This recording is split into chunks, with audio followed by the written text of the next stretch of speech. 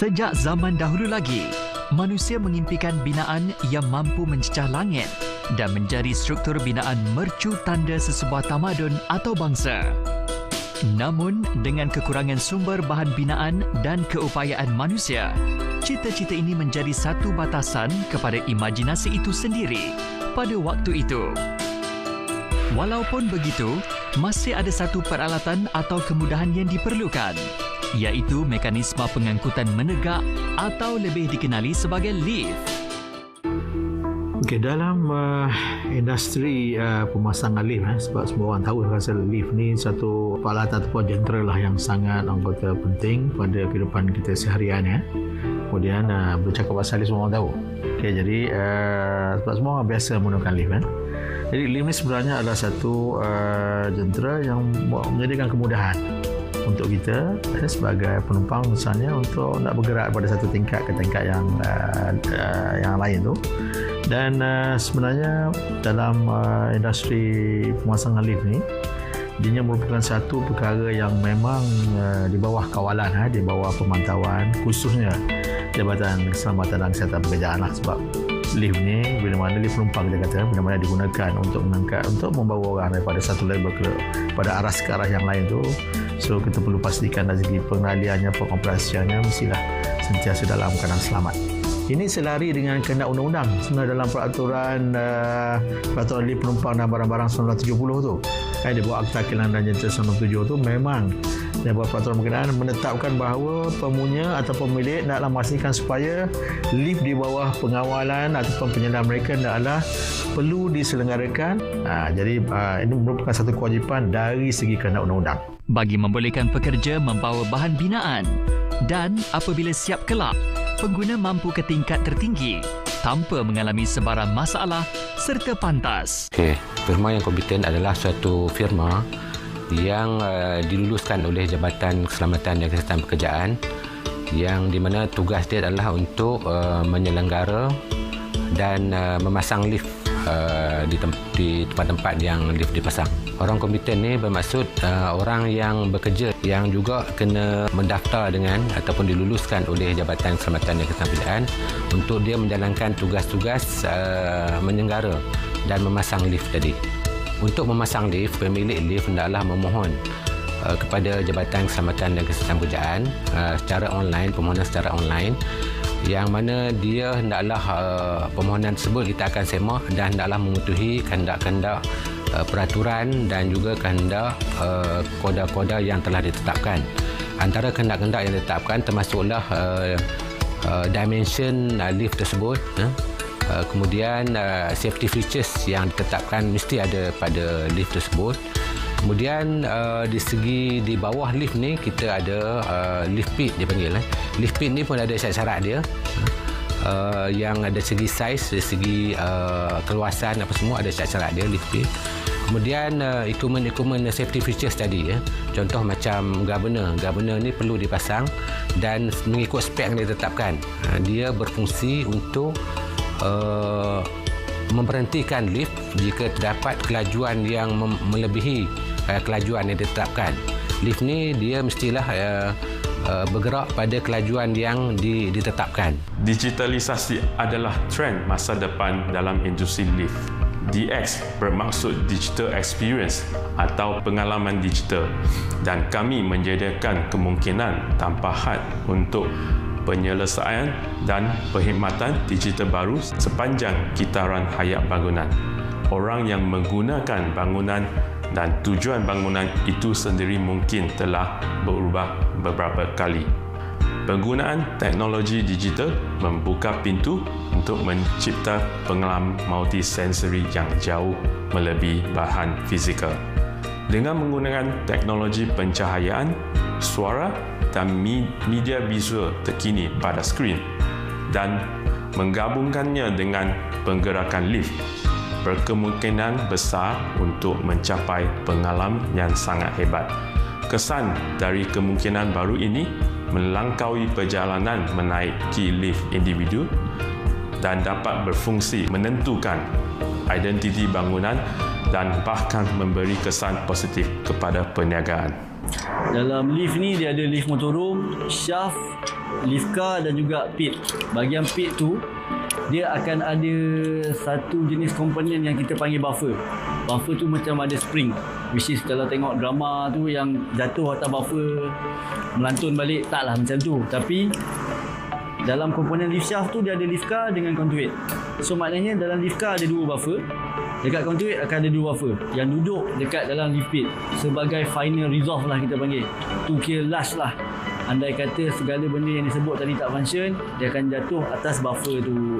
And then hentakan buffer tu diperlukan supaya dia tak adalah impact tu terus pergi ke lantai, yang membolehkan, sebab lift pit ni ada setengah tempat dia terus dekat basement paling bawah, which is bawah tu dah kira bumi lah. Ada setengah tempat lift pit tu suspended, bawah pit tu mungkin ada toilet. Contoh bangunan tu ada 20 tingkat, saya punya pit dekat level 5, level 1 dengan level 4 tu mungkin parking kereta, level 1 ke 4 tu mungkin kedai. So buffer ni dengan design lift pit tu ada certain kriteria yang kena meet untuk bolehkan pemasangan lift tu, sebab salah satu tempat dia sebab tu safety factor. So kalau tanya saya, dekat pit tu most of it safety factor. Sebelum wujudnya bangunan pencakar langit, dunia moden manusia dianggarkan hanya mampu membina bangunan setinggi 7 tingkat. Bukan kerana ketidakupayaan kapasiti pembinaan, namun kerana kekangan kudrat pengguna untuk memanjat binaan ini apabila ianya tersedia kelak.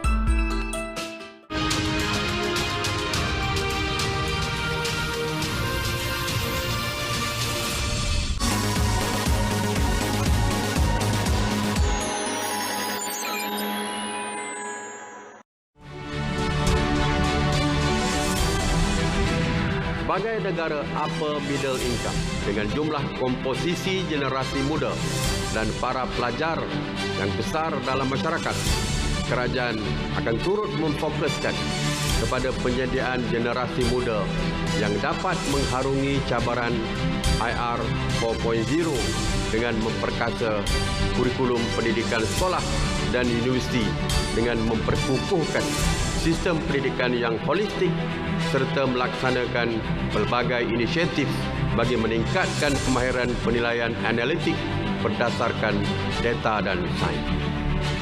Di samping itu, pengujudan dan peluang pekerjaan sememangnya menjadi agenda penting negara dalam memastikan kesejahteraan keluarga Malaysia.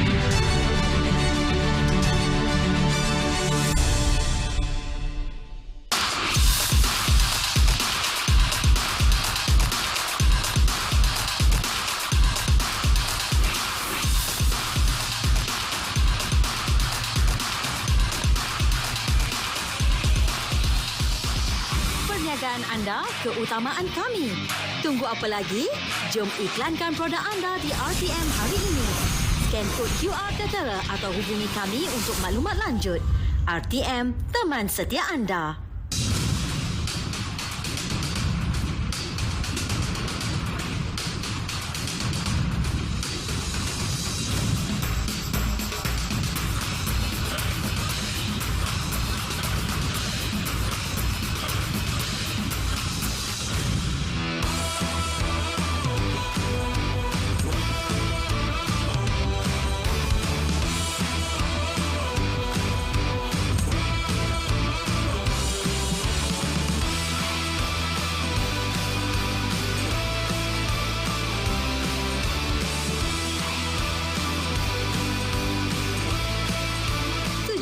Tahun menjadi platform utama dalam kuasa viral TV dan radio. Kami di RTM pastinya boleh membantu melonjakkan prestasi perniagaan anda. Tunggu apa lagi? Jom iklankan produk anda di stesen berprestij kami hari ini. Hubungi maklumat tertera untuk maklumat lanjut. Terbaik RTM 2022. RTM, teman setia anda.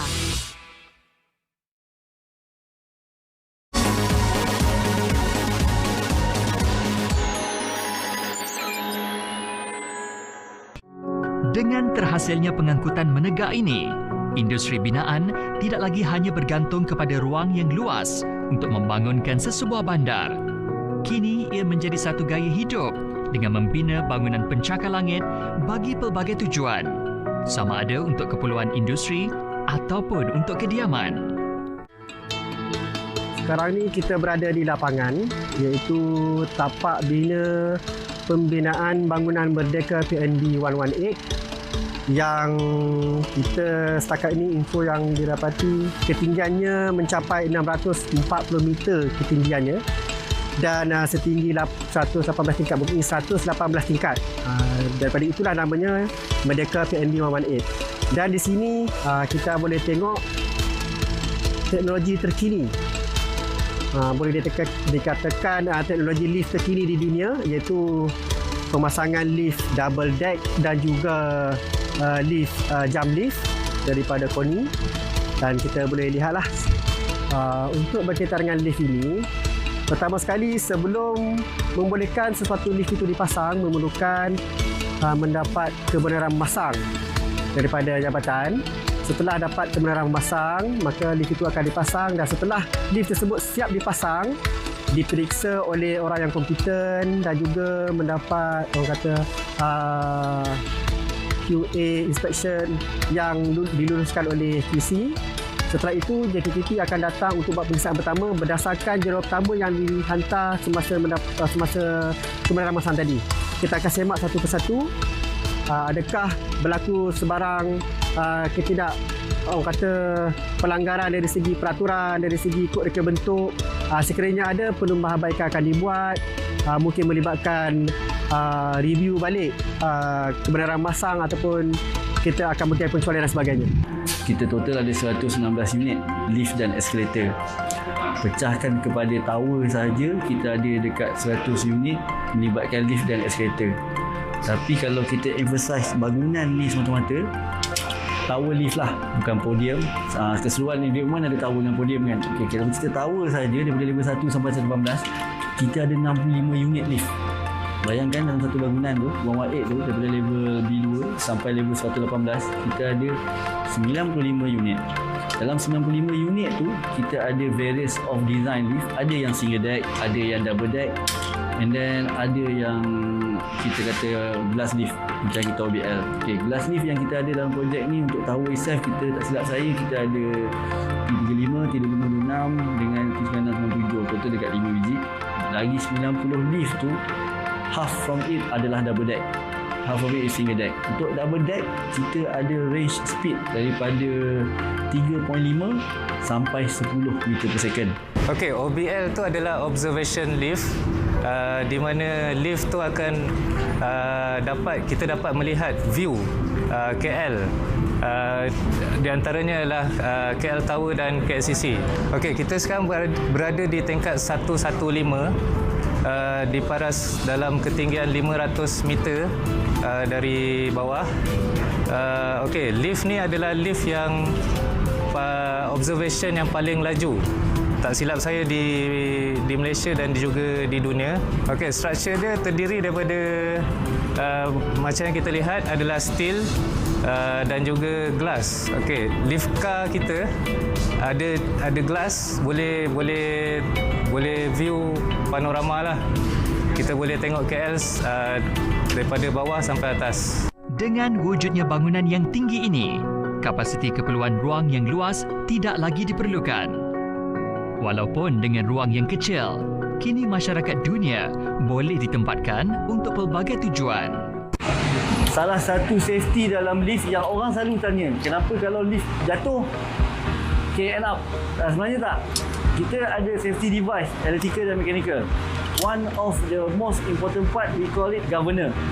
Governor ni dia ada prey wheel. Contoh lift kita 10 meter per second. Kita dah tetap 10 meter per second. Dah laju dah ni. Tiba-tiba ada ralat yang electrical tak boleh baca. Berlaku satu mechanical faulty yang boleh buatkan lift tu free fall. Nauzubillah. Bila dia free fall, prey wheel ni sebagai mechanical yang tak melibatkan supply, yang tak melibatkan apa, dia baca pergerakan kelajuan wire rope tu untuk mengetahui sama ada lift kita bergerak dalam kelajuan yang ditetapkan atau tidak. Kalau ditetapkannya 10 meter per second, dia go off maybe lebih daripada 10 meter per second. Kalau counterweight, dia ada kiraan dia sendiri, which is tak silap saya 8%. Kalau macam car ni slightly bila lebih daripada yang ditetap 10 meter per second tu, contoh kita ambil tiba-tiba dia boleh pergi sampai 11 meter per second, tak dibenarkan. Sistem design 10, lift car pergerakan design 10, tapi ada faulty yang buatkan dia bergerak lebih daripada 10 pergi ke 11. Freewheel ni akan kembang, dia akan stop. Bila stop, wire rope yang bergerak tadi tu akan stop. Automatik bila wire rope stop, car yang tengah bergerak dia akan stop. Okey, baik. Yang kita tengok sekarang ni, ini kita panggil overspeed governor. Overspeed governor ni dia akan mengesan sekiranya lift tersebut bergerak melebihi daripada rated speed ataupun had lajunya. Speed governor dia akan bertindak untuk menghentikan lift tersebut. Dia akan link bersama, dia akan disambungkan bersama dengan safety gear, dan speed governor ini akan trigger safety gear. Dan di sini pula kita boleh tengok ada beberapa sampel wire rope mana kita panggil tali dawai. Contohnya ini digunakan untuk speed governor tadi yang ini, dan dia juga boleh digunakan juga untuk sebagai tali dawai untuk menggantungkan kar dengan gantung weight. Dan ini ada saiz-saiz lain lah, bergantung kepada keperluan lift itu sendiri. Kalau lift tu mempunyai kapasiti yang besar, maka kita kena besarkan sikit wire rope, tetapi dia based on kepada safety factor tadi. Kalau dapat memenuhi safety factor yang dinyatakan dalam peraturan, kita boleh gunakan. Kalau tak cukup, contoh 12 safety factor tak cukup, kita kena tambah lagi, increase quantity, increase diameter. Dia akan berlaku macam itulah. Pada suatu masa dahulu, penciptaan lift hanya tertumpu kepada kemudahan untuk mengangkut penumpang dan membawa barang. Kini di era digital dan serba moden, lift menjadi satu simbol ikonik sesebuah bangunan bagi memberikan pengalaman yang selesa dan kemudahan pengangkutan yang pantas menuju ke tingkat tertinggi.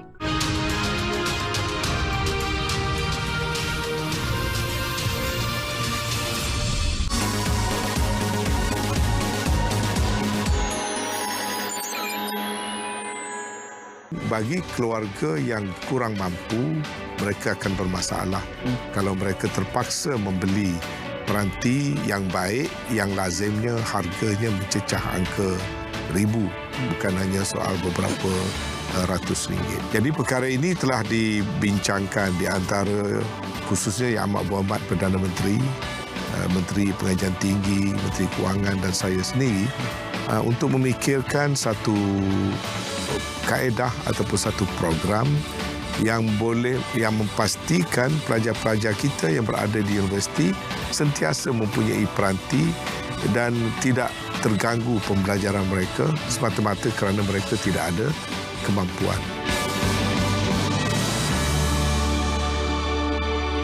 Saya tercari-cari tempat letak kereta. Puas cari tak jumpa-jumpa. Saya tengok jam. Alamak, dah lambat. Barang bini tak beli lagi. Lepas tu, cantik. Ada kosong. Saya keluar, saya kunci pintu. Terus masuk pasar raya. Saya pergi rak cari sarden, santan, buah. Yang lain tak sempat, lalu saya keluar. Buka pintu kereta, pasang tali pinggang keledar, betulkan cermin belakang, baru nak start enjin. Sekali nampak abang. Saya buka pintu, alamak. Macam itulah cerita saya. Saya minta maaf ya. Sekarang awak dengar cerita saya pula. Tadi saya pun dari dalam. Lepas tu saya dapat mesej mak saya tenat. Saya pun nak cepat. Saya tak boleh masuk kereta. Macam mana saya nak masuk? Kereta awak halang pintu saya. Saya minta maaf sekali lagi ya. Kenapa?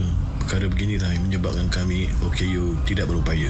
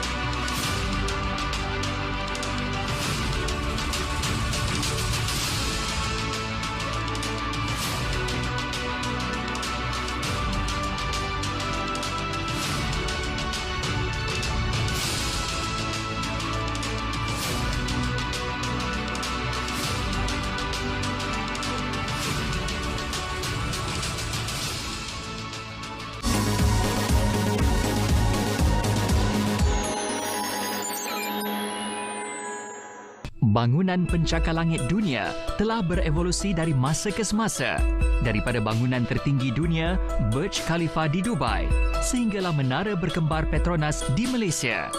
Kini satu lagi struktur binaan yang kedua tertinggi di dunia sedang dibina dengan ketinggian 118 tingkat di Malaysia. Signifikan, okey, orang kata sebut jam lift ni tak semestinya lompat. Dia tak ada macam self climbing macam sistem ACS tak. Okey. Of course, apa-apa benda yang bergerak daripada bawah ke atas, kita ada sistem puli. Okey.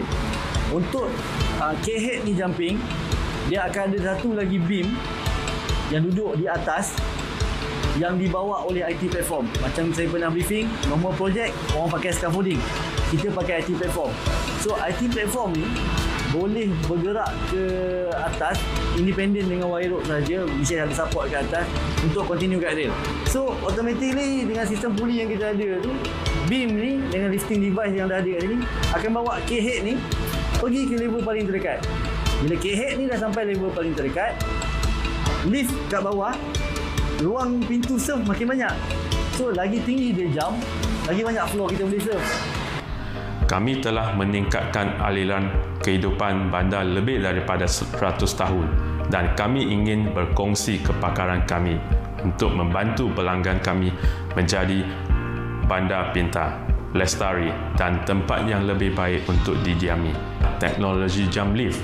Selama bertahun-tahun, tapak pembinaan di seluruh dunia bergelut dengan masalah keselamatan dan kecekapan pengangkat luaran. Kini tidak lagi. Teknologi jump lift menggunakan ruang mesin sementara di dalam hoistway tetap yang memanjat sendiri dan melompat ke atas ketika kerja pembinaan berjalan. Secara ringkas, teknologi ini memastikan lift yang selama ini merupakan salah satu bahagian terakhir dari teka-teki pembinaan siap digunakan pada awalnya.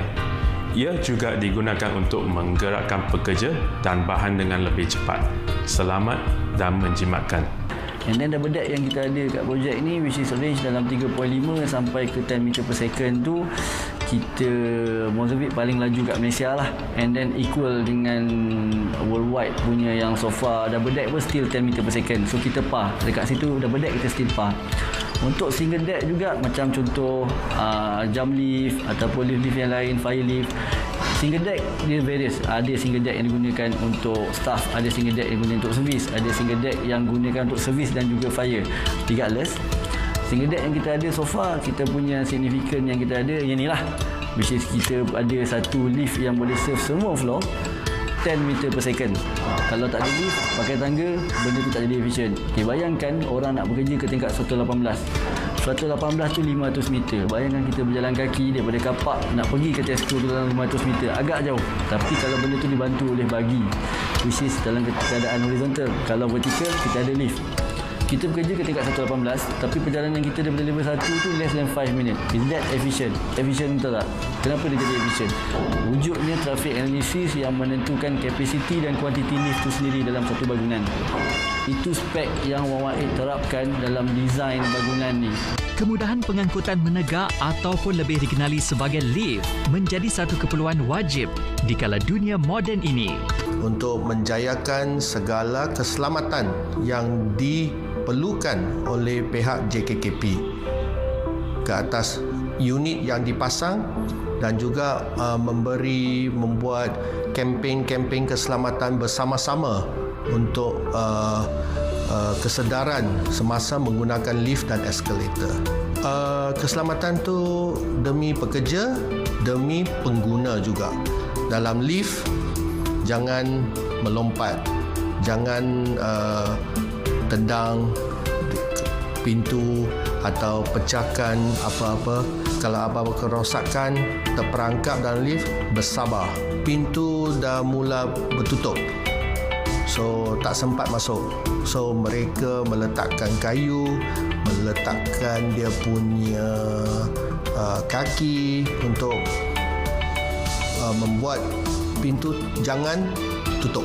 Jikalau berlaku ada kerosakan elektrikal, pintu tu akan tutup juga. So kaki tu akan tersepit di tengah. penyelenggaraan tetap dijalankan dengan betul oleh semua firma sebab mereka mematuhi segala kehendak daripada JKKP. So bagi pengguna harap memberi kerjasama untuk menjaga juga lift itu. Kalau tidak, susah kita nak memantau dan memastikan lift itu dalam keadaan yang selamat dan baik. Sebenarnya teknologi lift ni dia makin lama dia makin berkembang. Sekarang ni yang kita dapat tahu vertical transport. Dari segi knowledge vertical transport ni Malaysia masih lagi orang kata masih lagi ketinggalan lah dari segi kalau kita nak hasilkan sendiri, kita bergantung kepada negara luar. Tapi vertical transport ni makin lama makin penting dan juga kalau nak kirakan Malaysia ni dengan keadaannya yang tak ada gempa bumi, mungkin susah nak berlaku gempa bumi. So kemungkinan besar bangunan tinggi tu akan didirikan tu macam tinggi. Jadi vertical transport ni makin lama makin perlu di Malaysia ni. Kemudahan pengangkutan menegak ataupun lebih dikenali sebagai lift menjadi satu keperluan wajib di kala dunia moden ini yang boleh memberikan keselesaan, keselamatan dan kehendak penduduk dipenuhi. Teknologi lift bukan lagi sesuatu yang remeh, namun sebaliknya satu keperluan di era serba moden kini.